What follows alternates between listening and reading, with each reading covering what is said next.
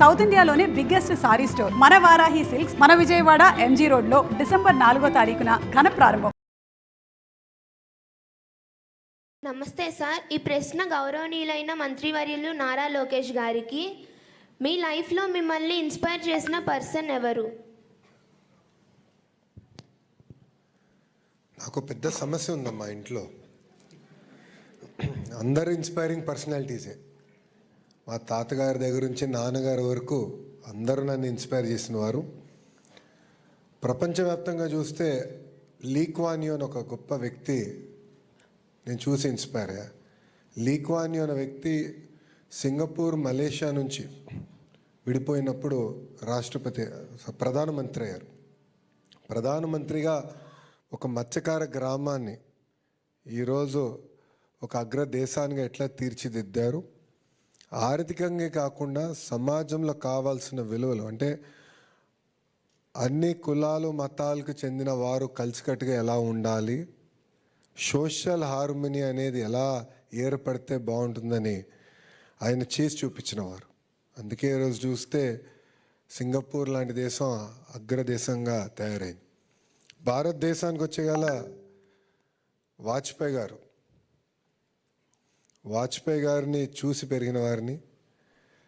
అదేవిధంగా వాజ్పేయి గారి గురించి, అంటే వాస్తవంగా నాకు వాజ్పేయి గారిని కలిసే అదృష్టం నాకు దక్కలేదు. కానీ వాజ్పేయి గారు ఎలాంటి వ్యక్తి అనేది గౌరవ ముఖ్యమంత్రి గారు ఎప్పుడు చెప్తా వస్తారు. నిన్న పొద్దున్న మొన్న రాత్రో ఉపరాష్ట్రపతి గారితో కూర్చుని మాట్లాడేటప్పుడు కూడా వాజ్పేయి గారి గొప్పతనం గురించి గౌరవ ముఖ్యమంత్రి గారు ఉపరాష్ట్రపతి గారు చెప్తున్నారు. వాజ్పేయి గారిలో ఉన్న గొప్పతనం ఏంటంటే ప్రధానమంత్రిగా ఉన్నా కూడా ఒక వ్యక్తి లేదు సార్ మీరు తీసుకున్న నిర్ణయం ఒక్కసారి మళ్ళీ ఆలోచించండి అని చెప్తే ఆలోచించడానికి సిద్ధపడిన వ్యక్తి.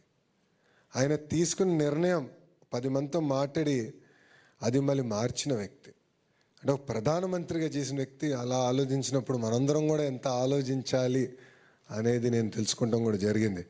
సో దేశంలో వాజ్పేయి గారు, ప్రపంచవ్యాప్తంగా చూస్తే నాకు లీ కువాన్ యూ గారు ఒక ఆదర్శంగా నేను తీసుకుంటాను. Thank you sir. చక్కటి ప్రశ్నకు చక్కటి సమాధానాలు లభిస్తున్నాయి.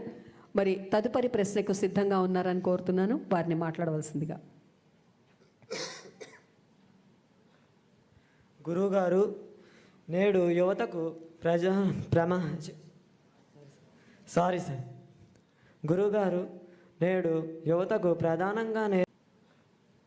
గురువుగారు నేడు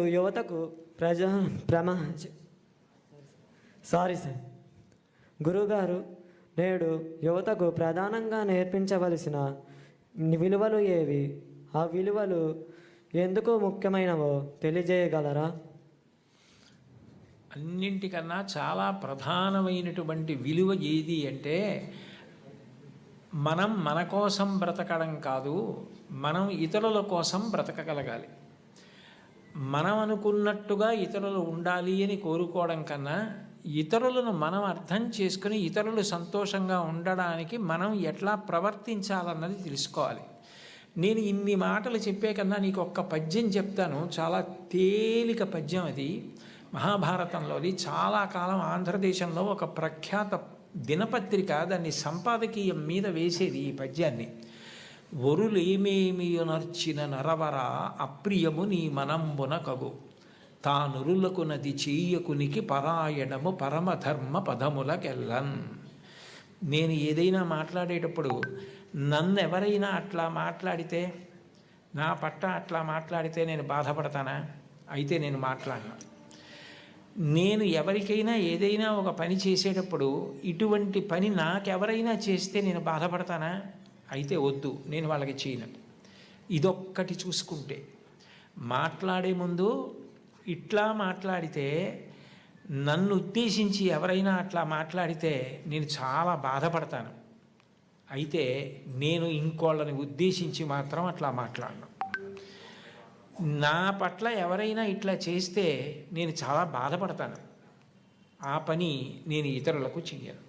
ఏదైనా మాట్లాడే ముందు, చేసే ముందు నన్ను గురించి అలా మాట్లాడితే, నా పట్ల అట్లా చేస్తే నేను ఏమనుకుంటానన్నది ఆలోచించుకోవడం నీకు వస్తే నువ్వు ఇతరులకు అపకారము చెయ్యలేవు, నీ వలన మేలే జరుగుతుంది. ఒరులేమేమియునర్చిన నరవరా ప్రియముని మనంబున కగు తానురులకు నది చేయకునికి పరాయణము పరమధర్మ పదములకెళ్ళని. ఇంకంతకన్నా ధర్మం లేదు లోకంలో.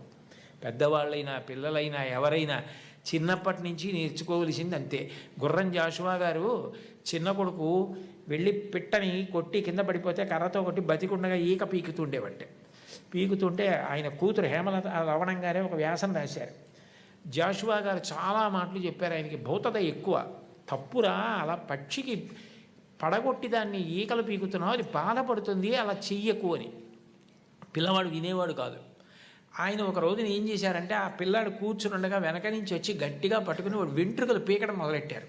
మొయ్యో మొయ్యో మొయ్యో అని వాడు ఏడుస్తున్నాడు. యారా, ఇన్ని వెంట్రుకలు ఉన్నాయే, 4 పీకితే ఏడిచావు, దాని ఈకలు పీకేస్తున్నావు, దానికి అన్నీ కలిపో 50 60 ఉన్నాయి, అదెంత ఏడుస్తుందిరా, ఇప్పుడు అర్థమైందా అన్నాడు.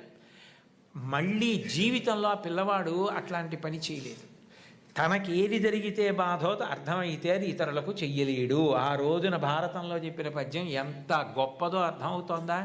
నీకు ఉదాహరణ కూడా చెప్పా. అందుకని అది అలవాటు చేసుకో, నువ్వు మహితాత్ముడు అవుతావు. ధన్యవాదాలు గురువు గారు. గౌరవనీయులైన విద్యాశాఖ మంత్రి శ్రీ నారా లోకేష్ గారికి, సార్, మీరు స్కూల్లో చదువుకునేటప్పుడు మీకు నచ్చిన టీచర్ ఎవరు? మీకు ఏ సబ్జెక్ట్ అంటే చాలా బాగా ఇష్టం తెలియజేస్తారా? ఇప్పుడు ఉపాధ్యాయుల మధ్యన గొడవలు సృష్టించినట్టున్నా స్వామి.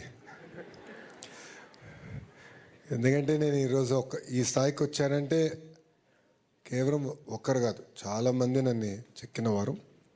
దాంట్లో ప్రధానంగా చూస్తే మంజుల మేడం గారు అని ఉండేవారు స్కూల్లో. చాలా స్ట్రిక్ట్ మేడం.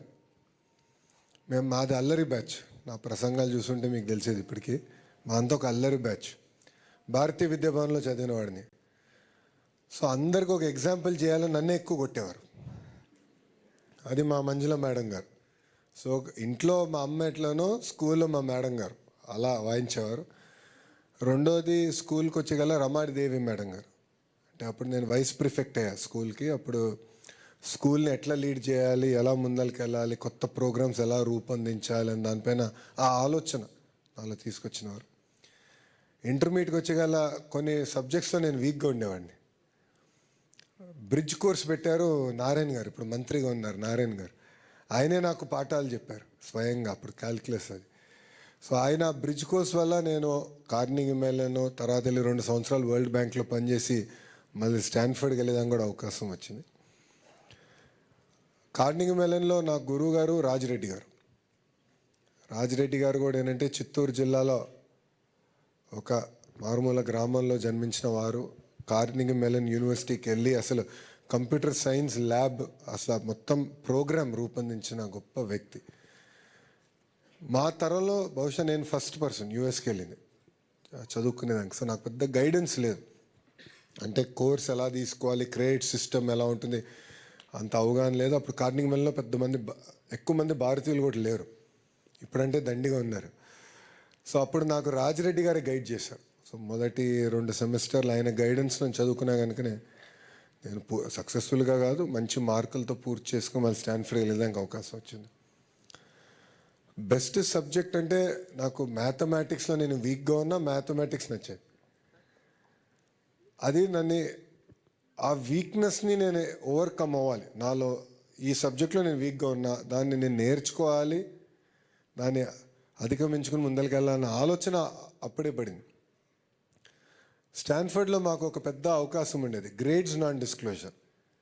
అంటే స్టాన్ఫర్డ్ ఎంబీఏలో మీ గ్రేడ్స్ అంటే వచ్చిన మార్కులు మీరు ఎవరికి చెప్పాల్సిన అవసరం లేదు, ఇంక్లూడింగ్ కంపెనీ నుంచి ఎవరిని వచ్చి నేను హైర్ చేయాలంటే. అది నాకు ఎందుకు బాగా నచ్చిందంటే నేను వీక్గా ఉన్న ఫైనాన్స్ సబ్జెక్టులు ఎక్కువ తీసుకున్నా. అప్పుడు ఫైనాన్స్లో వీక్ ఉండేవాడు. సో ఈ 2 మ్యాథమెటిక్స్ అండ్ ఫైనాన్స్, ఈ 2 నాకు బాగా నచ్చింది. దేవుడి దయ వల్ల పర్ఫెక్ట్ అని నేను అనలేను, but definitely far better. Thank you అమ్మా.